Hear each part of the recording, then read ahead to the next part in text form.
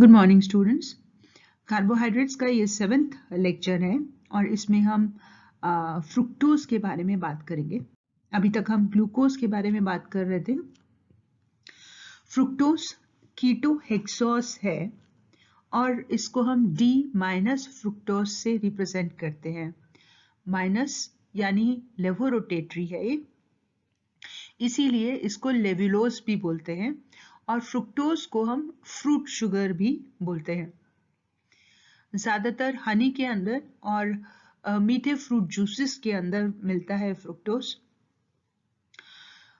Disaccharide sucrose के अंदर glucose के साथ में होता है, यानी सुक्रोज को अगर हाइड्रोलाइज करोगे तो ग्लूकोज और फ्रुक्टोज का एक एक मॉलिक्यूल मिलता है। इसी तरीके से पॉलीसेक्राइड एन्युलिन के अंदर भी फ्रुक्टोज होता है। अगर इस एन्युलिन को हम हाइड्रोलाइज करते हैं तो हमें फ्रुक्टोज मिलता है। जैसा नाम बता रहा है लेवुलोज, ये लेवोरोटेटरी है और इसीलिए इसको लेवुलोज भी बोला जाता है। क्रिस्टलाइन वाइट कंपाउंड है, मेल्टिंग पॉइंट 102 डिग्रीज है, लेकिन शार्प नहीं है, डिकम्पोजिशन हो जाता है इसका। स्वीट है टेस्ट में, पानी के अंदर सॉल्युबल है, ईथर, अल्कोहल और दूसरे ऑर्गेनिक सॉल्वेंट्स के अंदर इनसॉल्युबल है। Chemical properties of fructose.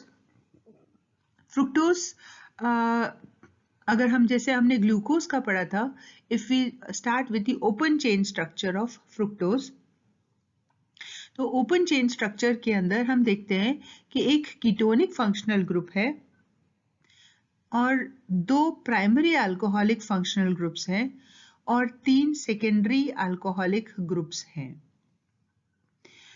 इसका मतलब ये दोनों ही कीटोनिक ग्रुप की और अल्कोहलिक ग्रुप की रिएक्शंस देगा।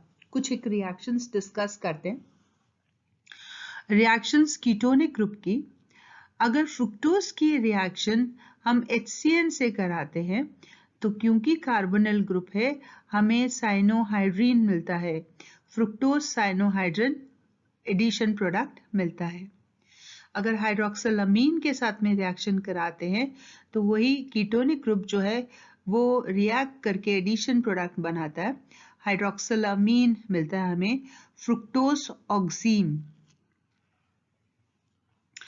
जब हम फिनाइल हाइड्रोजीन के साथ में रिएक्शन करते हैं और इक्विमोलर रेशो के अंदर फिनाइल हाइड्रोजीन लेते हैं, बराबर फिनाइल हाइड्रोजीन लेते हैं, तो हमें हाइड्रोजोन मिलता है, फ्रुक्टोज फिनाइल हाइड्रोजोन मिलता है। ये रिएक्शंस दिखा रही हैं presence of carbonyl functional group, है ना, कीटोनिक फंक्शनल ग्रुप है। अगर फिनाइल हाइड्रोजीन के साथ में ही रिएक्शन करते हैं बट फिनाइल हाइड्रोजीन एक्सेस में लेते हैं तो हम देखते हैं कि हमें ओसाजोन मिलता है, और ये क्योंकि हमने इसे फ्रुक्टोज से बनाया तो हम इसे फ्रुक्टोसाजोन बोलेंगे। लेकिन अगर स्ट्रक्चर देखें तो ये ग्लूकोसाजोन के बिल्कुल आइडेंटिकल है। दोनों ग्लूकोज और फ्रुक्टोज जो है सेम ओसाजोन देते हैं। रिडक्शन, जब फ्रुक्टोज का रिडक्शन करते हैं हम सोडियम अमलगम के साथ में, तो हम देखते हैं कि जो कीटोनिक फंक्शनल ग्रुप है वो रिड्यूस होकर के अल्कोहलिक फंक्शनल ग्रुप के अंदर कन्वर्ट हो जाता है। क्योंकि एक नया कायरल सेंटर डेवलप हो रहा है, ये OH राइट हैंड साइड पे भी हो सकता है और लेफ्ट हैंड साइड पर भी हो सकता है, यानी 2 स्टीरियो आइसोमर्स जिन्हें हम डायस्टीरोमर्स कहें वो बनते हैं, एक सॉर्बिटॉल और दूसरा मेनिटोल। ये हेक्साहाइड्रिक अल्कोहल्स हैं बट C2 पोजीशन के ऊपर कॉन्फ़िगरेशन फर्क है, सॉर्बिटॉल और मेनिटोल। अगर रिडक्शन जो है हाइड्रोहाइड्रिक एसिड के साथ में कराया जाए, हाइड्रोहाइड्रिक एसिड रेड फास्फोरस की प्रेजेंस में 73 डिग्री केल्विन के ऊपर रिएक्शन कराया जाए तो कंप्लीट रिडक्शन हो जाता है, हमें नॉर्मल हेक्सेन मिलता है और साथ ही साथ 2 आयोडो हेक्सेन मिलता है। तो ये रिएक्शन स्पेसिफिकली बताती है कि ये लॉन्ग चेन कंपाउंड है या इसके अंदर 6 कार्बन एटम्स हैं जो कि एक ही चेन के अंदर लगे हुए हैं। जब ऑक्सीडेशन करते हैं हम कंसंट्रेटेड नाइट्रिक एसिड के साथ में, तो हमें कंसंट्रेटेड नाइट्रिक एसिड के साथ में ये मॉलिक्यूल जो है ये टूट जाता है। जब याद करिए, जब ग्लूकोज का ऑक्सीडेशन करते थे नाइट्रिक एसिड के साथ में, तो दोनों तरफ जो एल्डिहाइडिक ग्रुप है और जो नीचे प्राइमरी अल्कोहलिक ग्रुप है, दोनों कार्बोक्सिलिक एसिड के अंदर कन्वर्ट हो जाते थे और हमें डाई ओइक एसिड मिलता था। पर यहाँ पर नाइट्रिक एसिड के साथ में रिएक्शन करने पर ये कार्बोनिल ग्रुप जो है, इसके दोनों तरफ से क्लिवेज हो जाता है, ये टूट जाता है। और क्लिवेज देखिए, अब C1 और C2 के बीच में क्लिवेज होता है तो हमको ट्राई हाइड्रोक्सी ग्लूटारिक एसिड मिलता है, और अगर C2 और C3 के बीच में होता है तो हमको ग्लाइकोलिक एसिड और टार्टरिक एसिड मिलता है।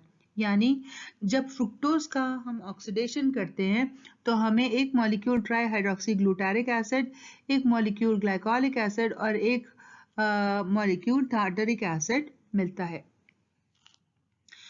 रिड्यूसिंग नेचर फ्रुक्टोज, क्योंकि हम बात कर रहे हैं कि इसके अंदर कीटोनिक फंक्शनल ग्रुप है, और हम एल्डिहाइड कीटोन्स फर्स्ट ईयर के अंदर पढ़ चुके हैं, जहां हमने पढ़ा था कि कीटोन्स जो हैं वो फेलिंग्स रिएजेंट और टॉलिन्स रिएजेंट के साथ में रिएक्ट नहीं करते हैं, परंतु फ्रुक्टोज फेलिंग्स रिएजेंट और टॉलिन्स रिएजेंट के साथ में रिएक्ट करता है।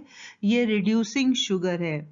इसका कारण हम ये कह सकते हैं कि ये फेलिंग्स रिएजेंट और टॉलिन्स रिएजेंट जो है, ये अल्कलाइन मीडियम के अंदर रिएजेंट्स होते हैं, है ना। और अल्कलाइन मीडियम के अंदर रिएजेंट्स होने की वजह से ये अल्कलाइन मीडियम के अंदर जो फ्रुक्टोज है वो एक तरीके का रीअरेंजमेंट दिखाता है। इस रीअरेंजमेंट के बारे में हम नेक्स्ट क्लास में पढ़ेंगे।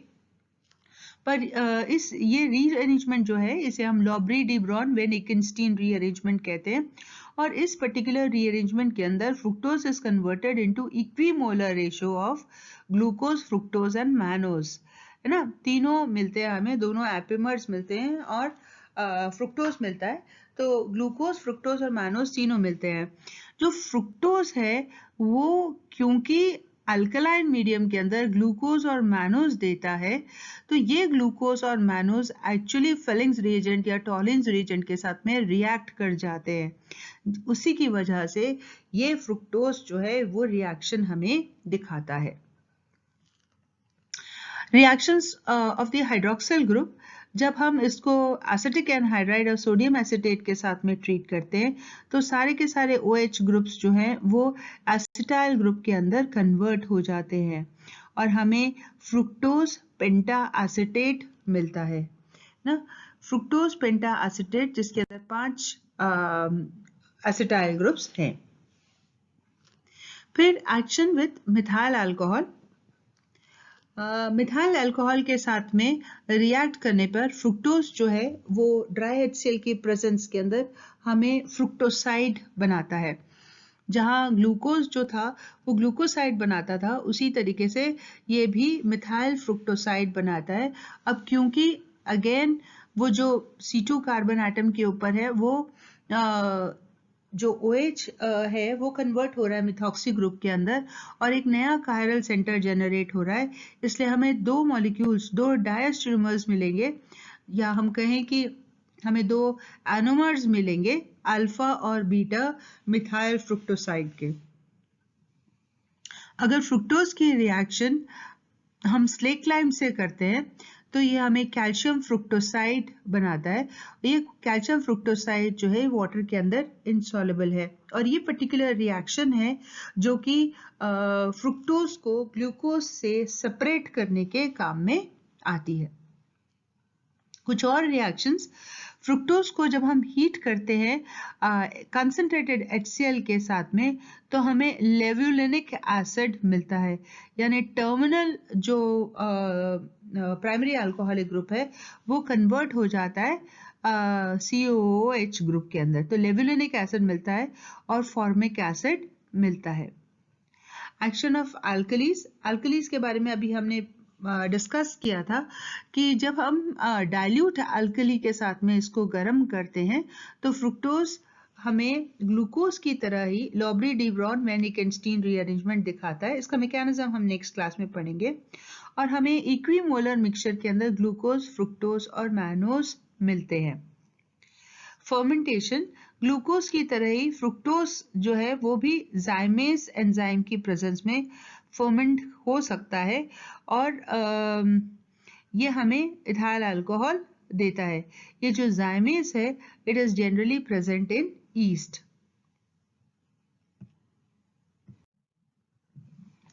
अब बात करते हैं open chain structure of D minus fructose. बिल्कुल उन्हीं लाइंस पे हम बात करेंगे जिन लाइंस पे हमने ग्लूकोज के बारे में बात की थी। मॉलिक्यूलर फॉर्मूला एलिमेंटल एनालिसिस से, मॉलिक्यूलर वेट डिटर्मिनेशन से पता चला कि इसका मॉलिक्यूलर फॉर्मूला C6H12O6 है, सेम एज ग्लूकोज। हमने पढ़ा कीटोनिक ग्रुप की प्रेजेंस ये 3 रिएक्शंस दिखाती है। जहाँ फ्रुक्टोज की रिएक्शन हमने HCN से की तो साइनोहाइड्रिन, NH2OH से की तो हमें ऑक्सी मिला, और फिनाइल हाइड्रोजीन से की तो हमें फिनाइल हाइड्रोजोन मिला। ये तीनों ही चीजें बता रही है कि इसके अंदर एक कार्बोनिल फंक्शनल ग्रुप है। फिर फ्रुक्टोज की जब हमने नाइट्रिक एसिड के साथ में रिएक्शन की तो हमें 3 मॉलिक्यूल्स मिले, ट्राईहाइड्रोक्सीग्लूटारिक एसिड, टार्टरिक एसिड और ग्लाइकोलिक एसिड। ये तभी संभव है जब C2 कार्बन एटम के ऊपर कार्बोनिल ग्रुप प्रेजेंट हो, यानी कीटोनिक ग्रुप प्रेजेंट हो। तो ये जो रिएक्शंस हैं ये कंफर्म कर रही है प्रेजेंस ऑफ कीटोनिक ग्रुप, और फर्दर कंफर्म हो रहा है ब्रोमीन वाटर के साथ में रिएक्शन से। अब बात करते हैं हाइड्रोक्सिल ग्रुप्स की, कि फ्रुक्टोज की रिएक्शन हमने पढ़ी है कि एसिटिक एनहाइड्राइड के 5 मॉलिक्यूल्स के साथ में रिएक्ट करके ये फ्रुक्टोज पेंटा एसिटेट बनाता है। और जैसा हमने ग्लूकोज में पढ़ा था उसी तरीके से फ्रुक्टोज के अंदर भी अगर हम देखें तो फ्रुक्टोज के अंदर इसका मतलब कि एक कार्बन एटम के ऊपर कार्बोनिल ग्रुप है और रेस्ट 5 कार्बन एटम्स के ऊपर OH लगा हुआ है, और ये OH हर एक कार्बन एटम के ऊपर एक एक है, और इसीलिए पेंटा एसिटाइल या पेंटा एसिटेट, फ्रुक्टोज पेंटा एसिटेट बन रहा है ना।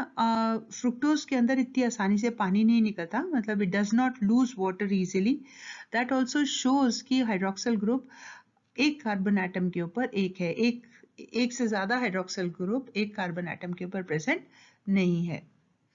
फिर हम कहते हैं स्ट्रेट चेन कैसे बताएं।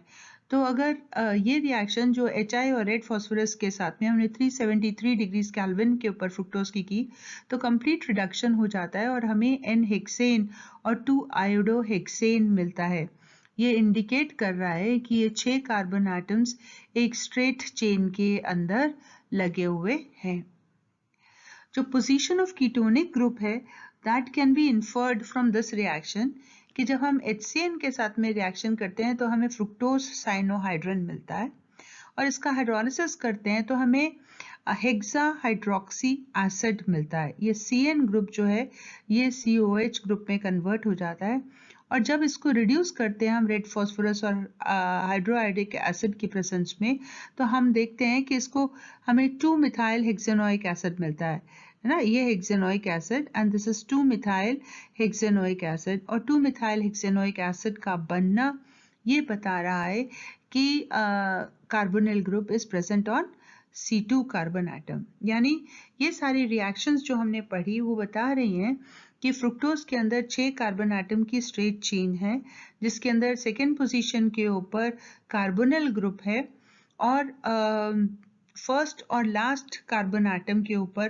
प्राइमरी अल्कोहलिक ग्रुप है, और third, fourth, fifth carbon atom के ऊपर सेकेंडरी अल्कोहलिक ग्रुप या सेकेंडरी OH ग्रुप है ना। तो ये क्लियर हुआ बिल्कुल उन्हीं लाइंस पे जैसा कि हमने ग्लूकोज के लिए पढ़ा था। अब बात करते हैं कॉन्फ़िगरेशन ऑफ डी फ्रुक्टोज। हमें पता है, हमने ग्लूकोज के लिए पढ़ा था कि ग्लूकोज की हमने प्रूफ की थी कॉन्फ़िगरेशन की, जो ग्लूकोज है उसकी कॉन्फ़िगरेशन डी है। अगर आपको याद हो लास्ट क्लास के अंदर हमने किलियानी सिंथेसिस से ग्लिसरल्डिहाइड से ग्लूकोज को बिल्ड किया था, और हमने कहा था हम डी ग्लिसरल्डिहाइड से डी ग्लूकोज बना सकते हैं ना। डी ग्लिसरल्डिहाइड से हम बिल्ड कर रहे हैं तो जो ग्लूकोज बना उसकी कॉन्फ़िगरेशन डी होगी। फ्रुक्टोज की कॉन्फ़िगरेशन देना आसान है। आसान इसलिए है कि अगर हम इसको ओपन चेन स्ट्रक्चर देखें तो इसके अंदर हम कह सकते हैं कि अंदर 3 एसिमेट्रिक सेंटर्स हैं। अगर 3 एसिमेट्रिक सेंटर्स हैं तो नंबर ऑफ स्टीरियो आइसोमर्स हो सकते हैं 2⁻³ 3। जितने कायरल सेंटर्स हैं that is n 2 raised to power of n and n is 3, तो 2 raised to power of 3 यानी 8 स्टीरियो आइसोमर्स पॉसिबल है और ये 8 स्टीरियो आइसोमर्स में से एक आइसोमर जो है वो फ्रुक्टोज है। जो नेचुरली अकरिंग डी फ्रुक्टोज है ये इन्हीं स्टीरियो आइसोमर्स में से एक है और इसकी कॉन्फ़िगरेशन हम उस बेसिस पे एक्सप्लेन करते हैं कि ग्लूकोज और फ्रुक्टोज की रिएक्शन जब हम phenyl hydrazine excess of phenyl hydrazine से कराते हैं तो हमें ओसाजोन मिलता है। हम कहते हैं कि अगर फ्रुक्टोज से हमने ये रिएक्शन कराई तो हमें फ्रुक्टोसाजोन मिला और ग्लूकोज से हमें रिएक्शन कराई तो हमें ग्लूकोसाजोन मिला, लेकिन ये दोनों एक ही कंपाउंड है। ग्लूकोसाजोन या फ्रुक्टोसाजोन दोनों एक ही चीज है।